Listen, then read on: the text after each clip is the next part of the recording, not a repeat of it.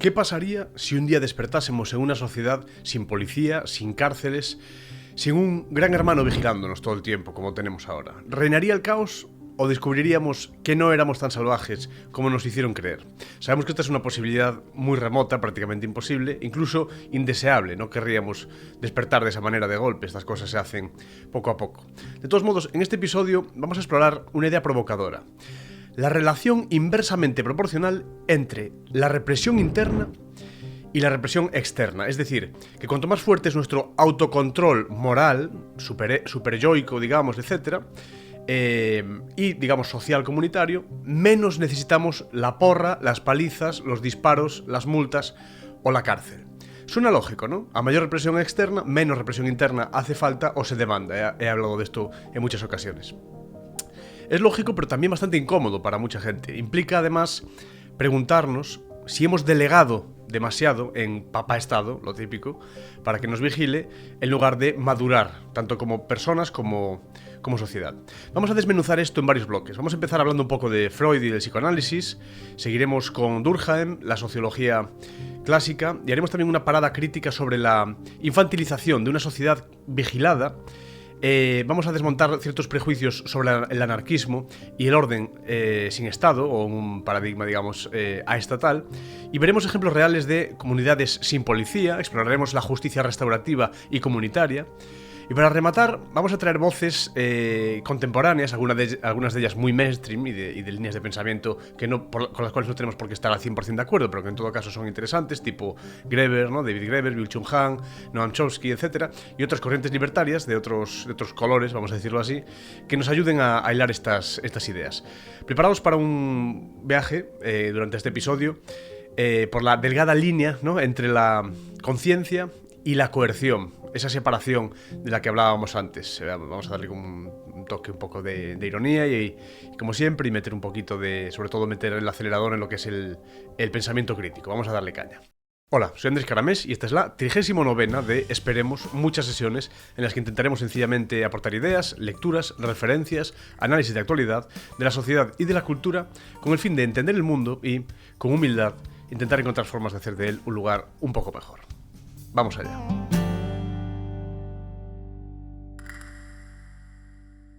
Bien, vamos a utilizar una analogía: la policía en la cabeza contra la policía en la calle, digamos, ¿no? Autocontrol social y coerción estatal. Una especie de contraposición entre el autocontrol social, individual también, y la coerción estatal. Vamos a empezar mencionando a nuestro amigo Sigmund Freud y ese policía interior, ¿no? El superyo y la represión interna. El señor del diván, que todos conocemos, hace casi un siglo escribió El malestar en la cultura. Es un libro del que he hablado muchas veces, que es un libro que me parece muy importante para entender, muchas cosas. Filosóficamente es un libro importante, sociológicamente también, en cuanto a psicología también, pero en lo que tiene que ver con psicología de las masas y para entender sobre todo la conexión entre sociología y psicología, me parece un libro que es crucial, ¿no? Fundamental, y que todo el mundo debería leer. En este libro, él reflexiona sobre el choque entre nuestros instintos, digamos, y las normas de la civilización, podríamos decir así, ¿no? O de la vida en sociedad. Freud describe la psique humana dividida en tres, digamos, actores internos o zonas topológicas internas, ¿no? El ello, que son nuestros impulsos primitivos, por resumirlo muchísimo; el yo, o el ego, ¿no?, la parte consciente y racional; y el superyo, o superego, dependiendo de las distintas traducciones que se han ido probando, etc. Está Ballesteros y, bueno, si no sé si estáis dentro de lo que es la literatura freudiana, pero superyo o superego, depende cómo lo llamemos. Eso sería la voz interior de la moral y la norma social. Bien, ¿y qué hace el superyo? Básicamente actúa como un policía interno, internaliza, ya con nuestra educación, etcétera, los mandatos de la sociedad y vela porque estos se cumplan, castigándonos con culpa. Culpa sería en este caso el castigo, la moneda de cambio, o la multa en este caso, ¿no?, si se violan esas reglas. Freud lo ilustra como una especie de Freud utiliza muchas metáforas. Una metáfora podría ser que la cultura impone restricción en el sujeto como si fuera una especie de guarnición militar en la ciudad conquistada, es decir, una especie de ejército ocupando nuestra mente. Una especie de Sí, como de regimiento, que está una vez está conquistada la mente por, digamos, el proceso civilizatorio, por las normas, etcétera, se quedan ahí como montando guardia para que no se vaya la cosa de madre, ¿no?, entre comillas, y que esos supuestos instintos primarios, ese id, ese ello, ¿no? Consiga adueñarse por completo de nuestro comportamiento. Esas normas las tenemos interiorizadas de esa manera. Los mecanismos de poder de la cultura, podríamos decir, se introyectan en el psiquismo, transformando una coerción externa, digamos, social, sociológica, educacional, en una interna. Y esto, que no necesariamente va a ser el tema que desarrolle con mayor extensión hoy, pero me parece importante, esa coerción interna que asumimos y sobre la cual tomamos nosotros las riendas, es muy importante para liberarnos. Es lo que hablaba hace poco, ¿no? Si los límites nos los ponemos nosotros mismos, eso nos libera. Lo que no nos libera es que nos los pongan desde fuera, ¿no? La coerción y la violencia, etc. O sea, en vez de necesitar siempre un policía en cada esquina, en cada calle, etc., llevamos una especie de policía en la cabeza, pero que ese policía forma parte de nosotros, somos nosotros mismos. Ese policía interno, el super yo, nos frena cuando el ello quiere hacer una especie de travesura antisocial, digamos, ¿no? O comunitaria, familiar, antisocial. La culpa, la vergüenza, el pensar no deberías hacer eso no está bien, que nos susurra la conciencia, son formas de represión interna. Y cuanto más eficaz es ese control interno, menos tiene que venir la autoridad externa, digamos, y coercitiva, a meter en vereda nuestros impulsos, digamos, ¿no? Esto lo habréis experimentado todos en alguna ocasión. Yo qué sé, lo típico que estás cuando eres un chaval, que a lo mejor tienes algunos amigos que tienen una estructura moral un poco distinta o cuestionable, o quizás no tan rígida como la tuya, y quieren hacer de las suyas, poner a prueba sus instintos, poner a prueba su valentía, o lo que ellos entienden por valentía, etcétera, y quieren como robar unas chuches en una tienda. A ti ni se te ocurre, y el propio hecho de pensarlo te hace sudar, te hace sentir muy mal, y de pensar en que tus amigos quizás vayan a hacer eso te preocupa mucho. A veces esto se introyecta a través de la religión, por ejemplo, y piensas, bueno, pues mis amigos van a ir al infierno, ¿no? Esto no se debe hacer, esto está muy mal. O aunque no intervenga la religión, en todo caso interviene la moral familiar o comunitaria que tú hayas absorbido. Pues esto, Dios, si se enterase mi madre, qué mal estaría, ¿no? Si se enterase mi padre, qué disgustado estaría y tal. Bueno, esa sensación súper amarga, súper ácida, horrible que sentimos en ese tipo de ocasiones, cuando pensamos en hacer algo malo, experimentamos, o cuando lo hacemos y luego nos sentimos culpables, es todo el castigo que necesitamos para frenarnos y no hacerlo. Como te explico yo siempre, cuando yo hago cola para subir a un autobús, cuando estoy haciendo una fila, respetando la fila para colarme al autobús, cuando yo no agarro a todas las señoras que están delante de mí, las agarro por los hombros y las lanzo por el aire para colarme yo primero, no lo hago porque me vayan a multar, o porque me vayan a meter en la cárcel, o porque me vayan a poner una multa de 200 euros o luego tenga que ir a un juicio el año que viene. No, si no les pego y no hago eso y no me cuelo, es porque sé que está mal. Y con saber que está mal ya está, no es el supuesto castigo o previsible castigo que me fuesen a poner lo que a mí me frena. Es mi propia moral. Porque hay cosas que yo podría hacer mal sin que nadie se entere, y sé perfectamente que podría hacerlas sin que nadie se entere, y aún así no las haría. O es que yo sé que si a esta persona, esta abuelita de mi amigo, que se ha dejado la cartera aquí encima de la mesa, le robo 150 pavos de los 500 que tiene, no se entera, va a pensar que los perdió ella y tal. Y aún así no lo hago. Eso no es porque me vayan a multar, me vayan a hacer daño, me vayan a meter en la cárcel. No lo hago porque sé que está mal y porque yo luego no podría dormir por la noche.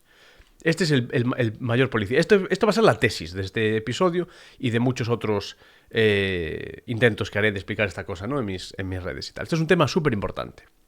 Bien, por supuesto, Freud también advierte de que todo esto tiene un precio psíquico, ¿no? Esa represión instintiva o instintual, esta represión de los instintos, produce muchas cosas, entre otras, pues la denominada neurosis. Bueno, se le han dado distintos nombres a estos condicionantes psicológicos a lo largo de la historia, pero bueno, él en concreto lo denomina pues neurosis. Luego también puede tener como un cierto efecto una especie de infelicidad si hay un desbalance, digamos, en esa represión de los instintos, o si va demasiado allá, demasiado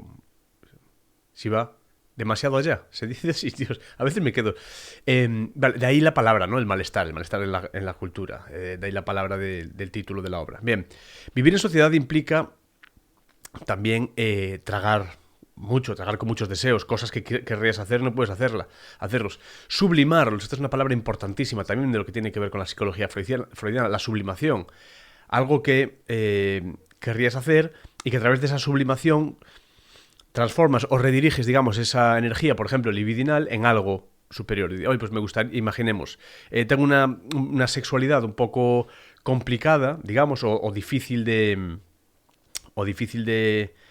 desarrollar o de desplegar, cojo, la sublimo y me pongo a hacer arte en su lugar porque, pues yo qué sé, pues se habla mucho, por ejemplo, de la relación que hay entre, por ejemplo, la homosexualidad y distintos despliegues artísticos, ¿no? Por ejemplo.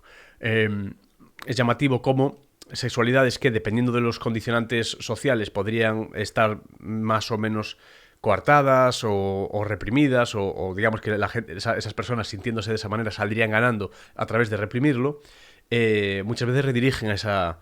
Ocurría con frecuencia antiguamente, ¿no? Una especie como de redirección de esa energía libidinal hacia algo que les pusiese menos en riesgo, digamos, socialmente o sociológicamente, y pues se habla de la supuesta homosexualidad de muchos creadores en distintas etapas de la historia, y bueno, hay quien luego lo rastrea hasta llegar al punto eso de decir que seguramente tuviese que ver con que por cuestiones sociales, digamos que les convenía o salían ganando, digamos, en lugar de desplegar su sexualidad con normalidad, pues de desplazarla o de sublimarla y dedicarse a otro tipo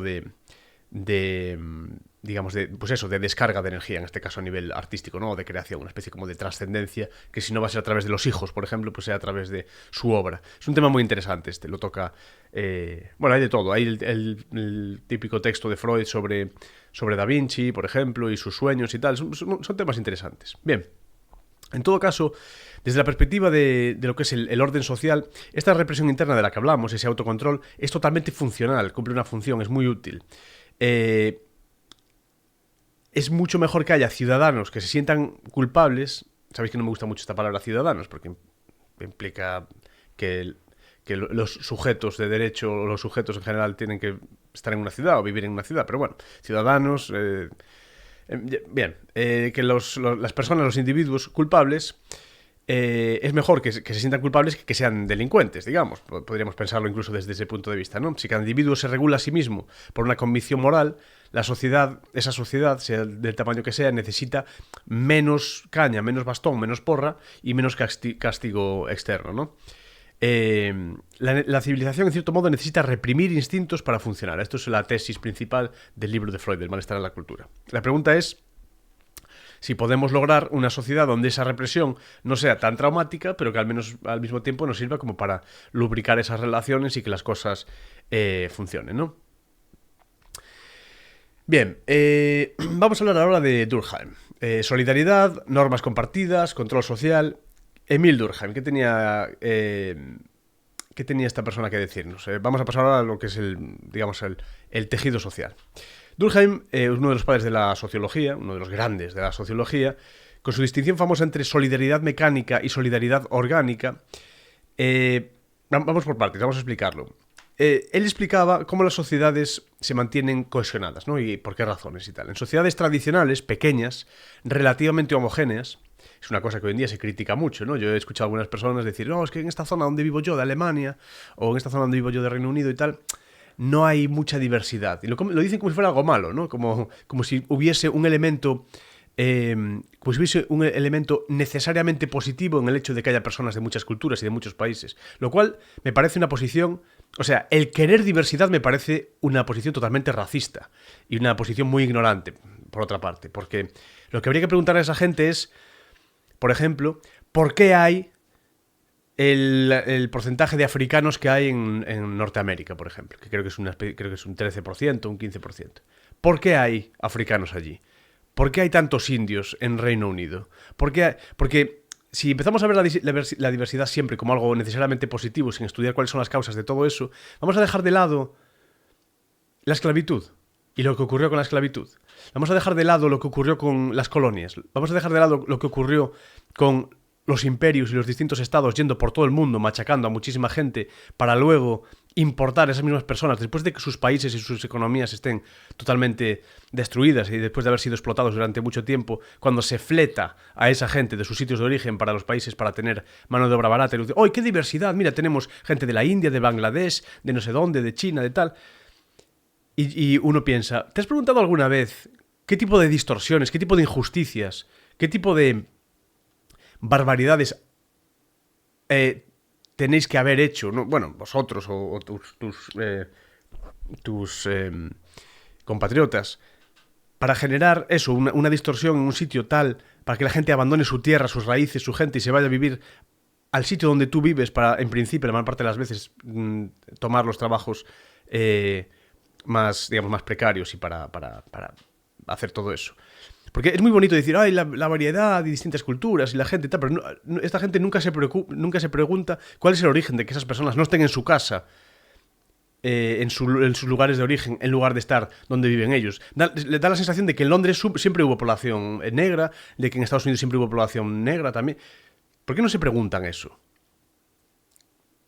Y me parece muy racista y muy ignorante atribuir una bondad per se al propio hecho de la diversidad, ignorando cuál es la raíz y cuáles son los problemas en origen que hacen que estos países tengan que estar, digamos, entre comillas, mezclados y que toda esa gente haya llegado a esos sitios. Porque la mayor parte de las veces se debe a injusticia, se debe a opresión, se debe a represión, se debe a robo y se debe al machaque constante de distintos estados alrededor del mundo. Entonces vamos a dejar de ser tan racistas y tan condescendientes con esa gente, asumiendo que, ¡ay, qué maravilla! Mira, hay mucha gente de muchos colores y todo eso. Tú lo que eres es un racista. Eso es lo que te está pasando. Pero bueno, hay gente que tiene bastantes dificultades para entender esto. En todo caso, esto vino todo porque estábamos hablando de la cohesión. La cohesión nace principalmente de las creencias y los valores compartidos, nos dice Durkheim. Todos se sienten más o menos parecidos, eso, unidos por una especie de conciencia colectiva bastante intensa. En esas sociedades, ya decimos, en principio las de carácter más, de una condición más pequeña, menos extensa, la densidad moral es altísima, ¿no? Este concepto como de densidad moral, la prevalencia de la moral es muy alta. Prácticamente hay una suerte como de consenso automático sobre lo que está bien y lo que está mal. Todo el mundo entiende esas normas, aunque no estén necesariamente en un papel. Hay muchísimas zonas del mundo donde ni siquiera ahora hay... creo que, por ejemplo, Escotado cuando se fue a Asia Menor y estuvo por allí en Tailandia, en algunos sitios, él se planteó, esto lo cuenta en su libro 70 semanas en el trópico, que se planteó aprender alguna de aquellas lenguas para leer lo que tuviesen que leer y tal, y le dijeron los burócratas de allí, no aprendas nada porque lo único que hay escrito aquí básicamente es donde esta especie de constitución extraña que tenemos aquí, esa especie de carta magna extraña que hemos hecho, no te merece para leer esto no te merece la pena aprenderla y tal. Y así hizo y no la aprendió. Quiero decir que hay muchos sitios donde estas normas, esta suerte de leyes o normas, o como las queramos llamar, no tienen por qué estar necesariamente escritas y pueden ser perfectamente orales y transmitidas de otras formas, ¿no? Es decir, la moralidad que nos han enseñado nuestros padres, nuestros abuelos, nuestros vecinos, etcétera, no es la que está en la Constitución o la que está en el Código Penal y nada de eso. No, la moral es aparte. Y nuestro sentido del bien y el mal no nos lo da el Estado a través de un documento, ni de una carta, ni de una Constitución que hicieron ahí cuatro gatos con corbata. No es así. La moral viene de otra forma y se transmite de otra forma. Pero ya digo, él estudia que la densidad moral ahí es muy alta. Sin embargo, en sociedades modernas, ya digamos muy grandes, muy diversas, donde esa cohesión brilla por su ausencia, la cohesión de haberla viene más bien de una especie de interdependencia en la cual cada quien cumple una especie como de rol. No necesariamente nos necesitamos mutuamente, sino que hay otro tipo de dependencias que están como más alejadas y son como más dispersas. Y Durkheim lo llamó solidaridad orgánica. En esos sitios no todos comparten los valores al 100%. Hay casi una especie, casi incluso como de especialización moral, ya no solo en lo económico, a través de los mercados y tal, sino de especialización moral incluso. No comparten los valores al 100%, hay muchas diferencias, hay diferencia, digamos, individual, y la conciencia, digamos, colectiva o grupal es mucho más débil y más abstracta. ¿Y qué tiene que ver todo esto con la policía? Mucho. Porque Durkheim observa que el tipo de derecho, las leyes, los castigos, etcétera, cambia según un modelo y otro. En las sociedades de solidaridad mecánica, digamos, la ley tiende a ser de carácter, digamos, represivo. Hay que ver cómo entendemos esto de represivo. Es decir, si alguien viola la norma sagrada, digamos, por ejemplo, compartida, hay una especie de como de castigo severo. Casi como expiación por haber ofendido a todo el grupo. Toda la gente se siente ofendida de esa manera. Claro, la presión social ahí es muy grande también. Ya no solo la represión física, sino la presión social para no ejercer ese problema, ¿no? Es como la vergüenza incluso familiar o social. Estoy pensando ahora en un vídeo que vi muy interesante de una familia, un grupo de hombres que van a casa de un, creo que es de un padre y un hermano de alguien que ha fallecido. Los primeros son los familiares del asesino, los segundos son los familiares del que ha sido asesinado, y los primeros, pues eso, van a casa de los segundos a pedirles perdón, básicamente. Se ponen allí fuera, son como 20 tíos. Estos creo que eran no, en Bosnia no. Sí. Bueno, no me acuerdo dónde era. Era como en Europa del Este, pero no sé exactamente dónde. Bueno, se ponían allí fuera y se arrodillaban todos y agachaban la cabeza y tal, y entonces se acercaban los familiares de la víctima y como que les perdonaban, se besaban incluso y tal. Una cosa muy impresionante, ¿no? De cómo allí ni policía, ni ajuste de cuentas, ni cárcel, ni tal, que también, ¿no? Lógicamente sí que habría, digamos, investigaciones, me imagino y tal, pero lo principal en aquel pueblo, al parecer, era la vergüenza, la pena, el arrepentimiento, digamos, la pena que esa familia iba a tener que arrastrar para siempre, tanto los de la víctima como los del agresor, ¿no? En este caso. Entonces, dice Durkheim que el crimen se hace, en estos contextos, se hace como contra toda la sociedad, en cierto modo, ¿no? Por eso se busca una especie de castigo ejemplar que tiene que ver también con esa especie de imagen que comentábamos hace un momento. En cambio, en las sociedades de solidaridad orgánica, la ley tiende a ser principalmente restitutiva. O sea, se trata de reparar daños, de resolver disputas contractuales, una cosa como un poco más meliflua, ¿no? De proteger acuerdos sociales, más que vindicar propiamente moralidades. Claro, si te fijas, esto se refleja en la modernidad. Ya no todos vemos las faltas menores como pecados mortales contra la comunidad, sino que lo importante es que se cumpla la función, ¿no? Pagar el daño, restaurar el orden práctico, etc. Yo aquí veo un problema, por cierto, muy interesante, que es que hay muchas veces donde se intenta aplicar las penas, digamos, represivas en un contexto de una sociedad muy grande y muy amplia. Por eso es como un Estado muy grande, una manera de gobernar como muy centralista, que abarca muchas personas y tal. Hay un crimen, pasa algún problema y ya automáticamente millones de personas pidiendo que se le mate o que se le ponga a la cárcel o que tal, sin tener absolutamente ningún conocimiento de quién es él o de quién es ella, de quién es la víctima, de cuáles fueron los problemas, de cuáles son las condiciones. Da igual, lo vemos por la tele y ya está. Queremos casi como tomarnos la justicia por nuestra mano, casi como si fuese alguien que conocemos nosotros, de nuestra propia familia o de nuestra propia calle, de nuestra propia casa y tal. Una cosa muy extraña que tiene que ver además con cómo nos informamos hoy en día, cómo accedemos a la información y todo esto. Pero bueno, bien, esto es uno de los temas así de Durkheim así más interesantes. Vamos a hablar un poquito tengo más por aquí de Durkheim, pero vamos a pasar a la siguiente parte. Vamos a hablar un poquito de paternalismo y de infantilización social, que es una cosa que ya he mencionado en otras ocasiones, ¿no? Necesitamos esta especie de estado niñera o de este estado paternal, etc. Bien, esta es la idea de que hay una idea de que una sociedad que depende en exceso de la vigilancia estatal es una sociedad infantilizada. Yo así lo creo personalmente. Pensemos en esto. Si necesitamos cámaras en cada esquina, policías en cada calle, policías en cada parque, multas para cada pequeña travesura, vas circulando a 2 km por hora más de la cuenta, el monopatín ha superado la velocidad de tal, usted se ha tomado 3 cervezas en vez de 2, usted ha fumado un pitillo a 5,8 metros de unas escaleras públicas de tal.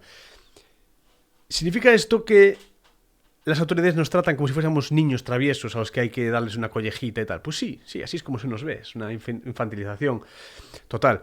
Y esto cuando sale una noticia de estas características, uno se mete en los comentarios y se da cuenta de que hay muchísima gente a la que le va la marcha, le gustan estas cosas. Ay, sí, hay que prohibir mucho, y prohibido en todos los bares fumar, y hay que prohibir todo, y hay que prohibir ir en bicicleta, y si vas en bicicleta hay que poner un casco, y hay que poner un casco y prohibir la bicicleta, y hay que poner Y todo lo solucionan con multas y con represión y con cárcel y con todo eso. Están ahí con su móvil, tirados en el sofá, tecleando tonterías sin saber nada de derecho, ni de historia, ni de filosofía política, ni de nada. O sea, tecleando, hay que poner muchas multas y todos a la cárcel y todos y tal. Sin pensar si es lógico cobrarle 300 euros de multa a una persona que a lo mejor cobra 600 euros al mes, que es la misma multa que si va en bicicleta uno que trabaja de directivo en Inditex y cobra 8.000 euros al mes. O sea, es lo mismo todo, mismas multas para todo el mundo, todas. Así lo solucionan todos ellos, con policía, con multas y con represión, ¿no? Así, hasta ahí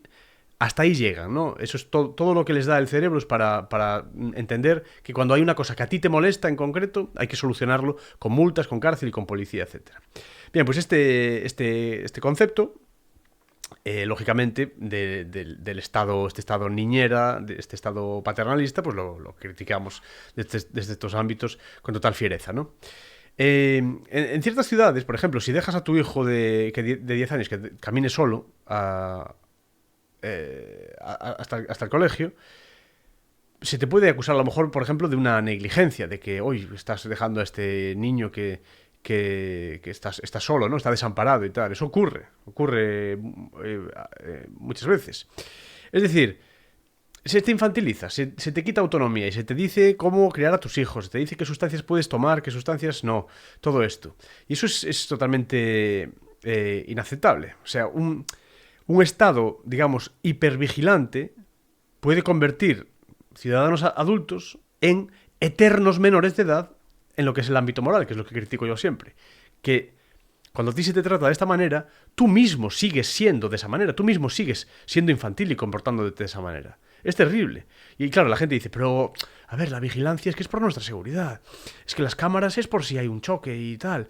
Es que las cámaras es por si te pasa algo. Es que si todo es por tu seguridad, todo es por tu bien, todo es así. Yo no veo que en las ciudades, como por ejemplo en Londres, que no puede haber más, que es uno de los sitios con más cámaras de todo el planeta Tierra, por metro cuadrado, no veo yo que baje la criminalidad, ni que controlen nada, ni que les valga de mucho lo de las cámaras. O sea, ya está, se ponen un pasamontañas, son todos iguales, te roban, cogen el patinete, se van y ya está, y olvídate. Entonces, si todo lo vamos a solucionar con cámaras, con represión, con grabar, con todo eso, tendrás que poner una cada 50 centímetros, porque ya directamente no nos quedamos ya todos en casa. Que nos pongan nuestro pequeño puesto de trabajo, cada uno en casa, y vivimos todos a la sombra en casa, sin hacer nada ya. La gente todo lo arregla con más. Es al revés. Hace falta menos. Ay, entonces es eso, la seguridad, como sabemos, siempre se utiliza como excusa para recortar libertades y para dañar lo que debería ser un trato pues como adultos. Es la cultura del miedo y de la vigilancia, que juega un rol muy grande en todo esto. No, es que sin este aparato de control pues no estarías seguro y hay amenazas por todas partes y te apuñalan y te matan y te cortan y te roban y todo eso. Y claro, entonces, con el miedo que tenemos, pues uno acepta casi cualquier cosa. Esa es la cuestión. Pero, digo, ¿por qué no nos preguntamos, por ejemplo, ¿a qué se debe que esta persona haga eso? Porque en un entorno urbano, que haya personas que te roben y se salgan con la suya y se vayan a vivir a un sitio que no sabes muy bien de dónde es, parece bastante más probable que te ocurra, por ejemplo, en una pequeña villa, en una pequeña aldea. En una pequeña aldea todo el mundo sabe dónde vive todo el mundo. Es raro que un vecino te vaya a venir a robar o a hacer nada y tal, porque le cae todo el resto del pueblo encima. Le echan la casa abajo, le prenden fuego, lo linchan, lo queman, lo trocean, se lo dan a los cerdos y luego lo que echan los cerdos lo entierran. O sea, olvídate. No es tan fácil que te agredan en un sitio de esas características. Esto lo que ocurre es en sitios con mucho Estado, con mucho control, con muchas leyes y con muchos sitios donde esconderse. O sea, en las grandes ciudades, que es donde se producen la mayor parte de estos problemas, donde también acaba recalando la gente que no tendría por qué estar ahí tampoco, porque nunca nos preguntamos por qué hay gente que está ahí que no debiera estar ahí, gente que no tiene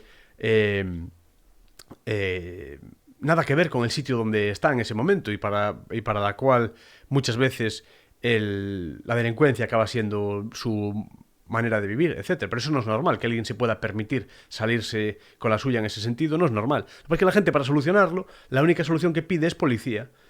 y más Estado, y más leyes, y más policías, y decenas de millones, de miles de millones de policías. O sea, las ciudades cada vez más grandes, cada vez más policías, cada vez más, cada vez... Pero ¿no veis que vamos irremediablemente hacia el Estado policial, hacia una especie como de dictadura velada, medio estúpida? Lo que tiene que ser es la gente viviendo menos apiñada, en comunidades que se conozcan todos entre ellos bien, que la gente esté armada, bien protegida, bien organizada, tranquila, comerciando, intercambiando, estando tranquilos a su rollo, sabiendo que es suyo, siendo propietarios de sus casas, de sus terrenos, de los sitios donde ellos cultiven, hagan sus cosas, cultiven o diseñen con impresoras 3D, me da igual, no todo tiene que ser cultivar. Una gente hará comida y otra gente hará carteras y otra gente hará auriculares, da igual. Se pueden organizar las cosas de muchas maneras, pero no necesariamente 30 millones de personas en una ciudad, como hemos visto en los últimos episodios aquí, y luego un mogollón de policía para controlar a todas esas ovejas y todo eso. No es así hacia donde hay que ir, es lo contrario, es vivir mucho menos apiñados, vivir mucho más conectados, defendernos en la medida de lo posible a nosotros mismos, bien organizados, y no depender en todo momento de que esté papá ahí protegiéndote todo el tiempo y ayudándote y tal. Ay, que me vienen y me roban, voy a llamar a la policía. Cuando lleguen dentro de 15 minutos, que ya me dispararon, me ataron, me dieron una paliza, me robaron todo, le prendieron fuego a la casa, mataron a mi marido, no sé qué, ahora llega la policía. ¿Es así como queremos que se haga? No, eso sí no puede ocurrir. Hay que preguntarse qué pasa con toda esa gente. Bueno, mira, que si no estamos aquí extendiendo mucho esta parte. Vamos a pasar a la siguiente sección. Vamos a desmontar ciertos prejuicios en lo que tiene que ver con el pensar el orden sin Estado, ¿no? Que esto es una cosa que son una serie como de falacias que se utilizan todo el tiempo y que en algún momento pues, hay que desmontarlas. Dedicamos algo de tiempo a desmontarlas. Si se propone menos represión externa, menos Estado, dirían algunos, no se está coqueteando como con el anarquismo, con la anarquía total, que pone alguna gente en los comentarios. ¿Y eso qué quieres entonces? Anarquía total, ponen. No sé qué es eso de anarquía total, no sé si hay alguna anarquía que no sea total, pero bueno, ¿qué quieres? La anarquía total, me pone, como con mucho miedo, ¿no? Claro, es gente que tiene miedo, es normal. Pero es por desconocimiento, esto lo he dicho 1.000.000 de veces. El miedo se debe al desconocimiento. Tú no tienes miedo a estar en una habitación oscura porque sí. Tienes miedo porque al estar oscura no sabes qué hay ahí. De hecho, lo que tienes miedo es a estar en una habitación oscura. No estar solo en una habitación oscura. Tienes miedo a no estar solo en una habitación oscura, si que haya alguien ahí. El miedo lo genera siempre el desconocimiento. Es que me da miedo esta araña. No, lo que te da miedo es no saber si te va a picar o no. Si supieses 100% que la araña no te iba a picar, probablemente desaparecía el miedo al 100%. Es la incertidumbre. Por eso las avispas, que son tan erráticas y tal, le dan miedo a casi todo el mundo. Son erráticas, no sabes si te pican, son agresivas, además, te pican fácilmente. Entonces, esa especie como de incertidumbre, de ¿me va a picar o no? Ahí es donde viene el miedo. Uy, me da miedo caminar solo por la noche. No, si estás caminando solo por la noche en un sitio donde sabes 100% que no hay nadie más, es una maravilla, ves las estrellas, la luna, no sé qué. Amigos, el señor Juan, si estás volviendo solo por la noche, pero estás volviendo solo en el barrio de Brixton, en Londres, y no sabes si te van a atracar en la siguiente esquina, si te van a asaltar, si van a abusar de ti, si te van a robar, etc. Entonces sí, lo que te da miedo es el desconocimiento, la incertidumbre, el no saber si te van a atracar o no. Eso es lo que te da miedo. Y con respecto a todo en general, todo miedo proviene de lo mismo, ¿no? Bien, anarquía para muchísima gente se utiliza muchas veces de manera como un sinónimo, esto es una trampa total, es para muchos sinónimos de caos, de bombas, de cócteles molotov, de sálvese quien pueda, etc. El nombre ha sido mancillado muchísimas veces, ha sido utilizado por auténticos sinvergüenzas, se ha utilizado por otro tipo de sinvergüenzas para calumniar a otras personas. No hay nada en el término de anarquía que indique que algo de eso sea caos. O sea, que no haya una autoridad o necesariamente una estructuración jerárquica de una sociedad, como indica etimológicamente el término de anarquía, arge, que no haya autoridad, que no haya una jerarquía, no quiere decir que sea caos y todo eso. De hecho, yo soy de la opinión de que todas las relaciones anárquicas, que son muchísimas, que tenemos hoy en día, en nuestro día a día, son precisamente, tienen una relación precisamente totalmente directa con el orden, no con el caos. En gran medida ya vivimos en anarquía, como decíamos. Lo que yo hago con lo del autobús, por la razón por la que no me cuelo y tal, no es porque haya una especie de raíles que me indiquen que lo haga de esa manera y tal, es una especie de elemento moral pero que yo decido por mí mismo no hacerlo. Esa es la cuestión. Hay un componente de voluntariedad. Yo lo hago voluntariamente. Esta es la cuestión. Yo decido voluntariamente cumplir esas cosas. Esto tiene que ver también con la virtud. Se cuestionaba, esto es un tema, no es para hoy, pero bueno, se cuestionaba en algunas reflexiones y debates, digamos, de corte moral o religioso moral en los pasados siglos, si el prohibir legalmente, por ley, con represión estatal, prohibir los pecados era buena cosa o no, porque si está prohibido, pasas a no hacer esas cosas por miedo a que te metan en la cárcel, en lugar de no hacerlas por virtud, por ser buena persona. No, yo es que elijo no ser infiel a mi esposa porque si no me meten en la cárcel. Sin embargo, si no haces una ley sobre eso, el que decida no ser adúltero, no ponerle los cuernos a la mujer, lo hará por virtud. Entonces, en el momento en el que lo prohíbes, estás dificultando incluso la capacidad de esas personas para saber si lo están haciendo por miedo o lo están haciendo por ser buenas personas, por virtud, por miedo a la coerción, digamos. Es decir, que los pecados no deberían estar prohibidos realmente. Debería estar permitido pecar y hacer las cosas mal precisamente para elegir no hacerlo. Permitido en el sentido de que no te peguen un tiro, no te aniquile el Estado o lo que sea. Eso ya sabes a lo que me refiero, permitido. Precisamente para que esté permitido, digamos, materialmente, precisamente para que esté prohibido psicológicamente para uno mismo y que uno mismo elija no hacerlo, perdón. Bien. Como señalaba Enrico Malatesta, que se menciona a veces en estos círculos y tal, hay una falsificación interesada que equipara digamos, el sin gobierno o sin autoridad o sin jerarquía y tal a sin orden. Eso es falso. Esto lo estudia muy bien también en la primera parte del libro, en la primera parte de su libro El Estado en la Historia, Gastón Leval, que es ese anarquista francés que además vivió en Galicia, en Coruña, creo que estuvo dando clase allí a alguien del trabajadores del puerto, me parece, o estibadores, una cosa así. Bueno, tiene este libro, que yo tengo la suerte de tener una copia aquí en casa, un libro maravilloso, uno de los mejores libros sobre estos temas nunca escrito, yo creo, y que se le da poco crédito. Hace un pequeño estudio sobre la utilización del término anarquía, incluso por parte de algunos anarquistas tipo Proudhon y de esta gente, como sinónimo de caos, lo cual es bueno, es una pena porque es como, en parte, como dispararse un poco con el pie, ¿no? Y tal. Pero bueno, quien hace no estos fallos, sino quien utiliza esto de manera torticera, a propósito, es gente que tiene interés en mantener el status quo, lógicamente. Quieren pintar todas las alternativas en las que desaparece el poder que ellos tienen, quieren pintarlas como un desastre impracticable. Esto es una falacia, es mentira y es imposible de probar. O sea, no es así. Es una cosa que se sacan del cuento y que la mayor parte de las personas con miedo, como decía antes, compran. Claro, si se cree que el gobierno es necesario y que sin gobierno tiene que haber desorden y confusión, pues es natural y lógico suponer que la anarquía tiene también que significar una especie de ausencia de orden, que todo sería un caos, todo el mundo apuñalándose y todo esto. Pero bueno, muchas veces aquí argumentamos lo contrario, que es que el gobierno coercitivo no solo es innecesario, sino que es dañino y que el orden, cuando llega, que lo hay, y el que hay hoy en día incluso, no llega gracias a ellos, sino que llega a pesar de ellos. In spite of, que se dice en inglés. In spite of them.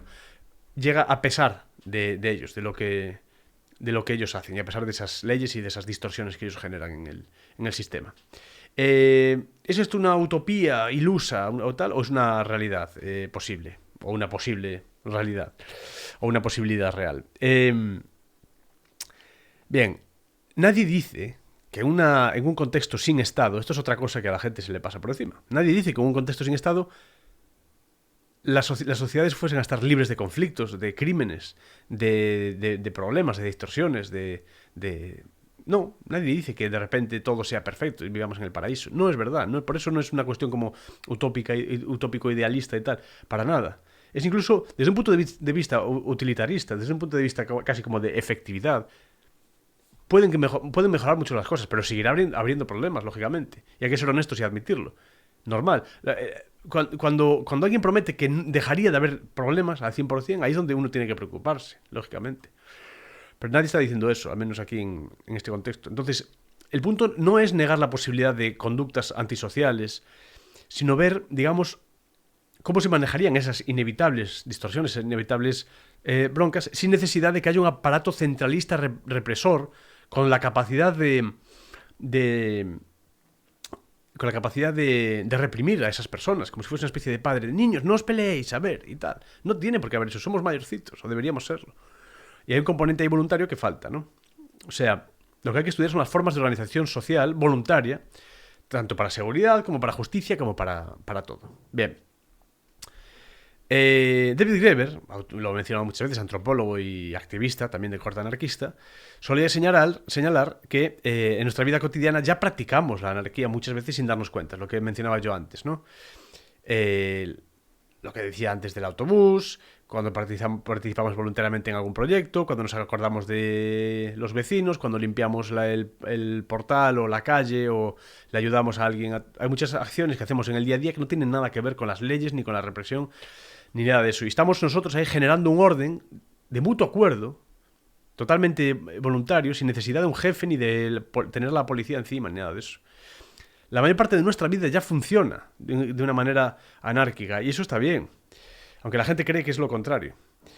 Es decir, nosotros cooperamos, nos autorregulamos constantemente de una manera totalmente natural y orgánica. No es caos lo que viene en ausencia de Estado. Al revés, es muchísimo más orden. Pero esto solo unos pocos son capaces de entenderlo. Es una coordinación muchísimo más horizontal, muchísimo más orgánica. Reglas, sí.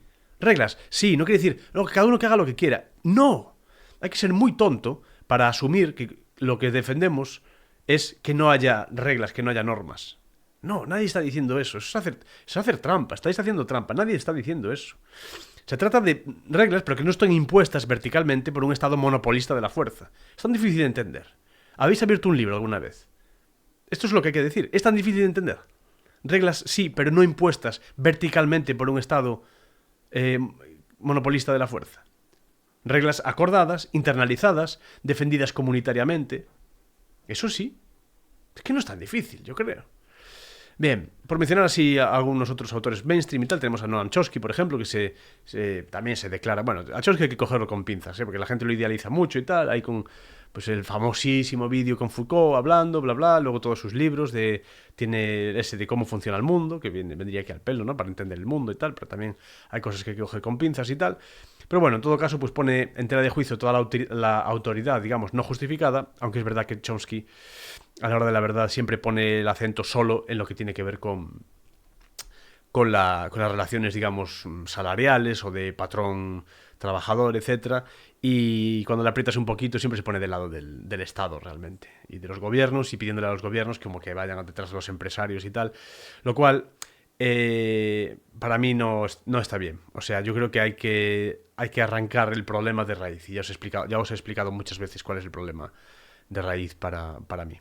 El que tiene la capacidad de ejercer violencia, quien tiene las armas, los ejércitos, la policía, los jueces, etc. Pero bueno, bien, hay cosas interesantes. Bien, pero venga, voy a acelerar un poquito porque no quiero pasarme mucho de la hora y tengo todavía varias secciones por aquí. Quiero hoy mencionar un poquito por encima, aunque sea, la justicia restaurativa, la justicia comunitaria, y que el hecho de que las sanciones pasen por reparar y no por castigar necesariamente, porque hay muchas veces que a ti se te hace algo malo y en lugar de repararse el daño que se te hace, llega un tercero, que es el Estado, coge a alguien y lo mata, por ejemplo, o lo mete en la cárcel no sé cuantísimos años, de tal manera que irónicamente tú estás pagando, aunque sea una mínima parte, pero estás pagando la propia cárcel, el sustento, el agua, la cama, la luz y todas las otras cosas de la persona esa que está en esa cárcel. O sea, a ti te hace daño, tú no recuperas aquello por lo cual se te hizo daño y le estás pagando la cárcel a esa persona. Totalmente absurdo, imposible de comprender. Bien, entonces hasta ahora estuvimos hablando de autocontrol y digamos, versus control externo, ¿no? ¿Qué pasa cuando falla la prevención? Primero hay que centrarse en la prevención, es lo que hablaba antes. Por eso yo creo que una sociedad avanzada, educada, una sociedad como la que mencionamos muchas veces, como podría ser lo más parecido que tenemos muchas veces es Suiza, sitios así tipo Luxemburgo. Bueno, hay muchos entornos por ahí en distintas regiones de países europeos que funcionan de maneras similares, pero bueno, querríamos una sociedad, digamos, culta, querríamos una sociedad bien organizada en grupos más bien pequeños, y una sociedad armada y pacífica. Suena irónico, ¿no? No, es que es así como tiene que ser. Armada y por tanto pacífica.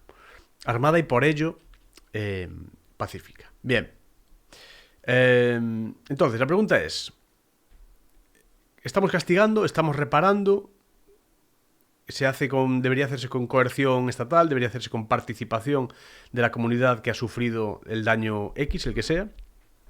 Entonces aquí entran en juego esos términos que mencioné, ¿no? La justicia restaurativa, la justicia comunitaria, que ofrecen pues, pistas interesantes. La justicia restaurativa es una, bueno, al menos denominada así, es una corriente interesante, relativamente nueva, creo, no sé si viene no sé si es de los 70, una cosa así, que lo que propone es cambiar un poco el foco, ¿no? O sea, en lugar de ver los delitos como una especie de ofensa contra el Estado y sus leyes, que es muchas veces como se toma, es que esta persona infringió la ley.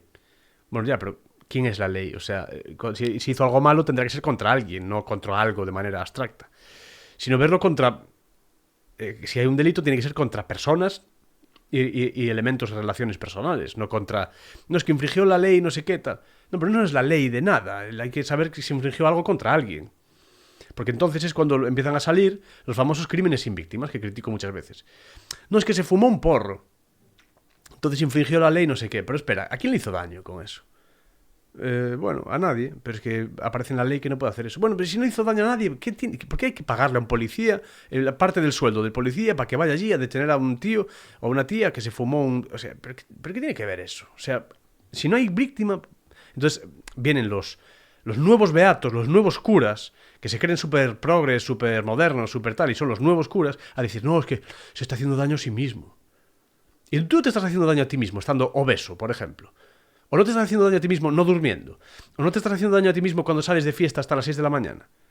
Que de todas estas cosas, alguien como yo o cualquiera de las personas que estéis escuchando podremos ser culpables de eso. Habrá gente que me esté escuchando que tenga obesidad. Habrá gente que me esté escuchando que haya fumado 15 años paquetes Marlboro como yo, que lo he hecho durante muchísimos años. Habrá gente que me esté escuchando ahora mismo que haya salido de fiesta hasta las 6 de la mañana, 8 de la mañana o de reenganche 1000 veces durante muchos años de su vida, a lo mejor todavía lo está haciendo. Y eso también es un daño contra nosotros mismos. Hay que meterlos en la cárcel por eso. ¿Contra quién es el crimen en ese caso? Contra ti mismo. ¿Cómo va a venir un agente externo, un tercero, a reprimirme a mí por hacerme daño a mí mismo? Bastante tengo yo con que no me aguanto a mí mismo y me tengo que ir de fiesta hasta las 8 de la mañana porque no me soporto. Porque no soporto estar solo, porque no puedo dormir o por lo que sea. ¿Sabes? Pero es esta especie de componente como post-religioso de sacralizar, como querer sacralizar como el cuerpo y tienes que cuidarte. Yo, a ver, me conocéis, yo todo por ahí. O sea, yo, por ejemplo, he dejado de fumar, ya no bebo como cuando era más joven, me mantengo en forma, me sabéis que me encanta el deporte desde siempre, y yo no es que haga una especie como de culto al cuerpo y tal, pero sí que intento mantener mínimamente ese mens sana in corpore sano, aunque muchas veces ni tengo sana la mente, ni tengo sano el cuerpo, ni nada, pero sí sabéis pues que me gusta mucho el deporte, estar en forma, e intentar hacer las cosas lo mejor posible. Pero yo también he fumado muchos años, yo también he salido de fiesta, he hecho X cosas, y pues nadie es perfecto, ¿no? En este caso. Lo hagas mucho, lo hagas poco, aunque hayas tenido la vida más perfecta y todo bien, y deporte, y comer bien, y ser sanísimo, y dormir y tal, me da igual, hagas lo que hagas, para bien o para mal, yo no creo que tenga que haber un agente externo, un tercero, que venga y te pueda reprimir, meter en la cárcel o multarte por hacer ninguna cosa, porque fumes esto, fumes lo otro, te inyectes esto, te inyectes lo otro, hagas esto, es tu cosa, es tu propia cosa y es tu cuerpo. Se llena la gente la boca diciendo, mi cuerpo, yo decido, mis decisiones y no sé qué, pero luego a la hora de la verdad no es así, no lo ven del todo así. Entonces hay que ser un poco consecuentes también. Bien, hay elementos de la justicia restaurativa que tienen raíces en las prácticas consuetudinarias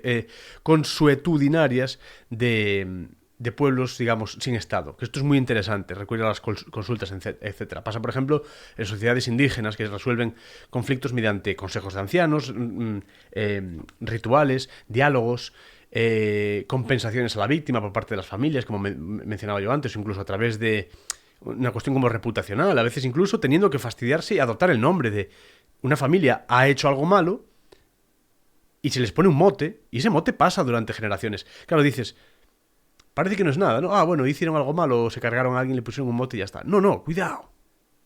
Cuidado, porque a que la familia la reconozcan por esa forma, el peso generacional que tiene ese error, puede a veces incluso que se pase es tan brutal que a veces se pasa un poco de la línea y acaban pagando justos por pecadores, en el sentido de niños inocentes que nacen y siguen con el San Benito ese.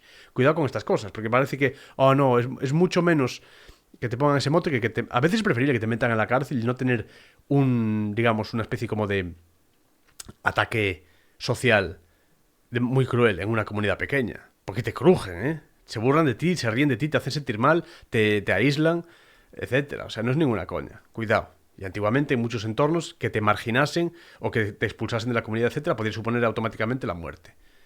Porque muy poca gente es capaz de sobrevivir por ahí fuera sin nada, ya está viviendo en el bosque. O sin tal. Bueno, ya sabéis a lo que me refiero. Entonces, estas cuestiones consuetudinarias y tal es muy interesante aprender sobre ellas para ver cuáles son otras maneras de resolver los conflictos. ¿Vale? Son distintas metodologías. Claro, luego tenemos la justicia comunitaria, como se practica actualmente incluso en algunos lugares, ¿no? Y a mayores, pues como concepto teórico. Son sistemas de justicia locales, normalmente, autónomos, frecuentemente basados en costumbres tradicionales y en asambleas vecinales, etcétera. Todo lo que me gusta, básicamente, como sabéis, porque es una cuestión que es local, de grupos de personas más pequeños, no un juez que nació en Toledo, que resulta que está en el juzgado número 7 de la audiencia de no sé dónde, que no me conoce de nada y tal, ni conoce a la otra persona, ni nada, ni a lo mejor ni siquiera conoce el tipo de relaciones que tenemos en mi barrio, o en mi pueblo, o en mi calle, o el tipo de cosas que tenemos con los vecinos. Pasó un policía por allí, me vio hacer una cosa que a lo mejor en mi comunidad es totalmente normal, actuó de oficio y me lleva ante ese juez, que no me conoce de nada. ¿Es eso justo? No es justo. Esta cosa de justicia como aséptica. Esta gente sueña con tener una especie como de justicia por inteligencia artificial. Y que haya unos baremos, 7, 4, bla, bla, bla, bla, bla, calculando. Culpable, 7,3 años de cárcel, no sé qué. No, 7 años y tantos meses de cárcel y tal. No, ¿qué dices? No puede ser. ¿Por qué os mola tanto eso? ¿Quién va a establecer esas reglas, esos baremos, esas tablas? ¿Quién escribe esa tabla de la ley? ¿No os dais cuenta de que quien hace la ley hace la trampa? Y que quien diseña esa especie de tablas o de formas de reprimir a la gente lo controla absolutamente todo? Y que no vais a salir ganando de ahí, ni muchísimo menos.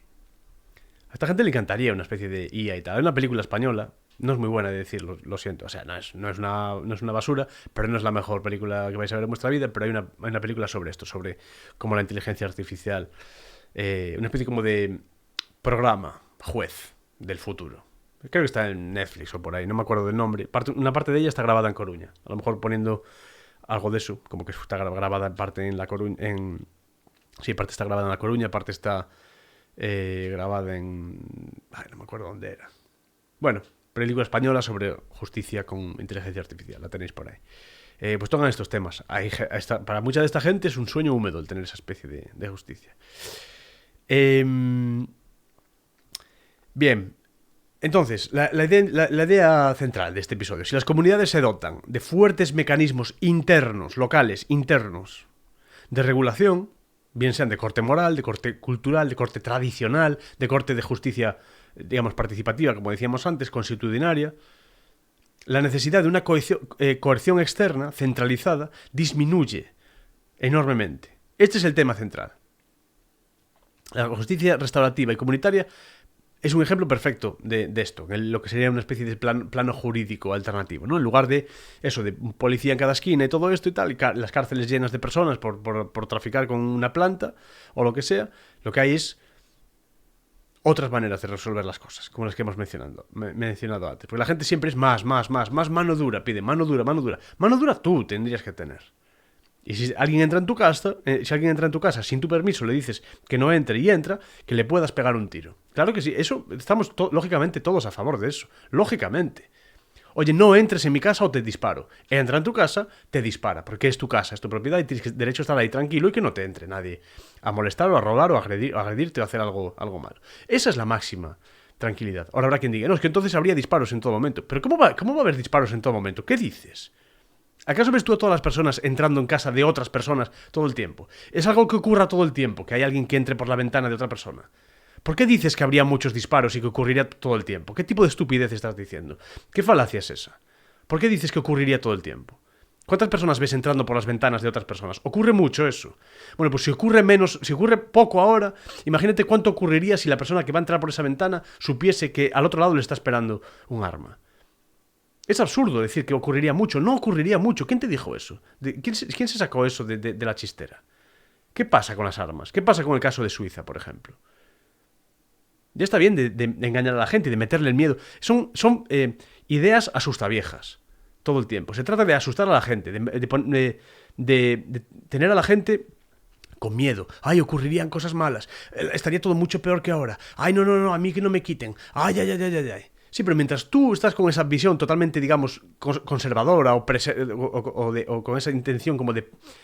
No conservadora en el sentido sociológico, que eso nada en contra de eso, sino conservadora de preservar el statu quo, esa cuestión de preservar lo que hay ahora mismo. Esta gente en el poder sigue avanzando, quitándote, prohibido, más prohibido. Coged un periódico. Al final de este episodio, abrid un periódico, abrid los principales periódicos en España. Abrid El País, El Mundo, el ABC, el Diario.es, el Periódico de Cataluña, La Razón, el no sé qué, todos estos. Y mirad la cantidad de noticias que hay que son de prohibiciones, de problemas que tienen que ver con regulaciones estatales, de, por supuesto, toda la corrupción que tiene que ver con que los políticos, a través de esas leyes que han creado, generan muchos incentivos para, a través de las prebendas de ellos mismos y de los favores que ellos hacen, ganar dinero y ganar, sobre todo, poder utilizándolas y tal. Todas estas cuestiones que están saliendo ahora, ¿no? De corrupción y todo esto. Fijaos, esas leyes lo que hacen es empeorarlo todo.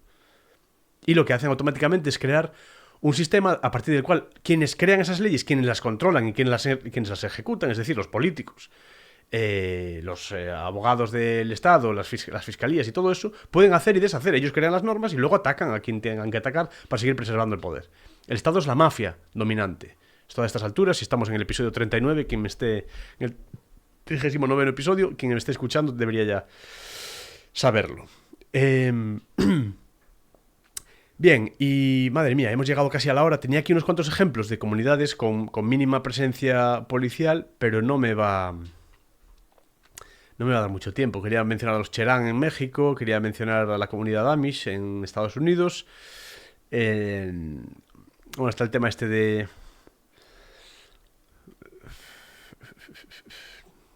Podemos mencionar parte de los experimentos zapatistas, algunos experimentos en Seattle, en Estados Unidos, que se dieron, por ejemplo. Es que no es mucho. Tampoco quiero meterme ahí en grandes fregados. Bien. Puedo hablar un poquito más de estas voces contemporáneas como formas de organización. Sí, vale, os voy a hablar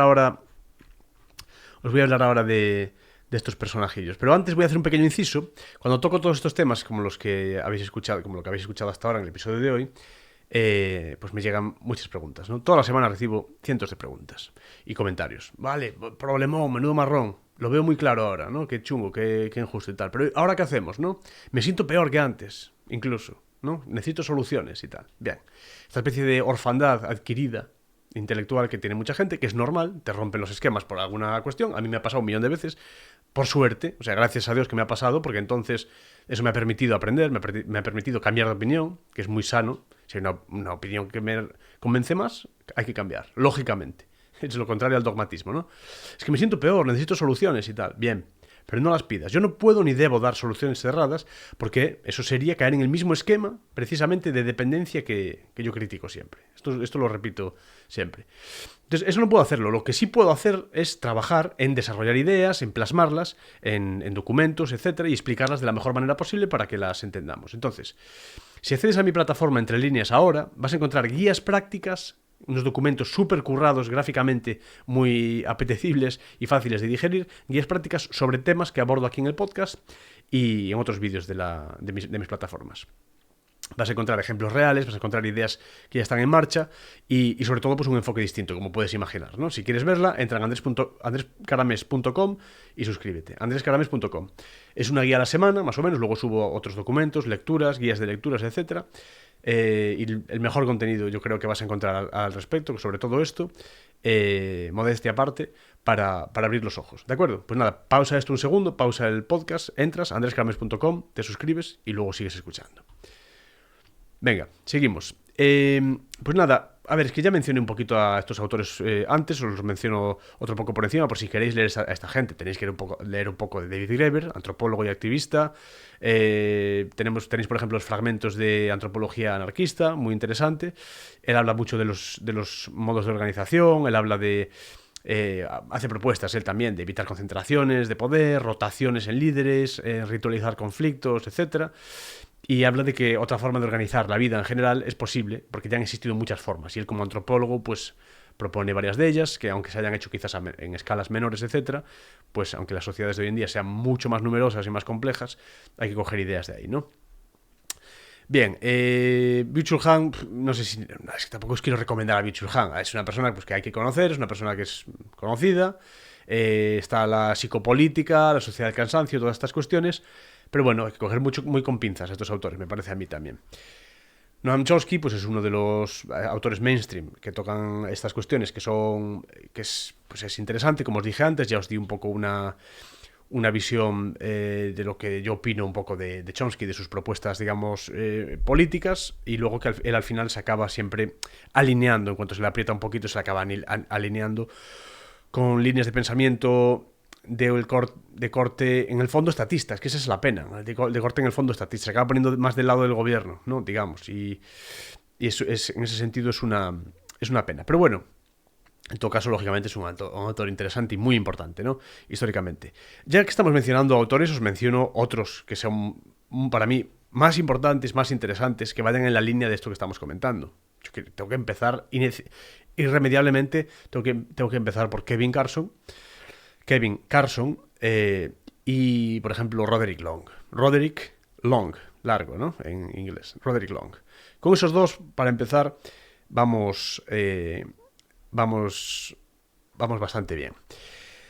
Entonces, nada, un par de reflexiones finales. Tenemos la idea esta de que menos policía y más conciencia es una cosa, conciencia o moral, etcétera. No es una fantasía, sino que es una especie de continuum en el que nos movemos constantemente y que hay una especie como de vasos comunicantes entre esos elementos. Eso no nos podemos olvidar.